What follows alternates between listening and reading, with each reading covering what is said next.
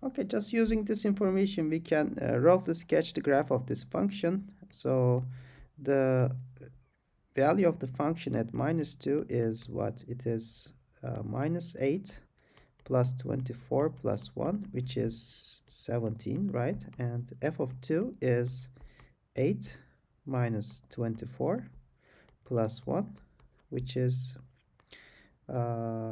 minus 15, right?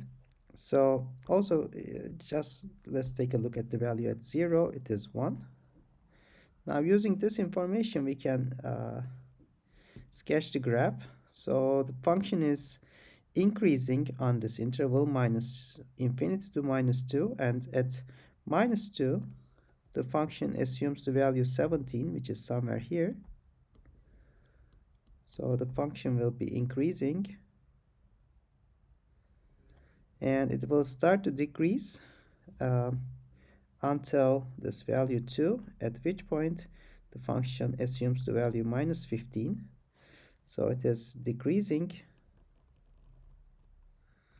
right?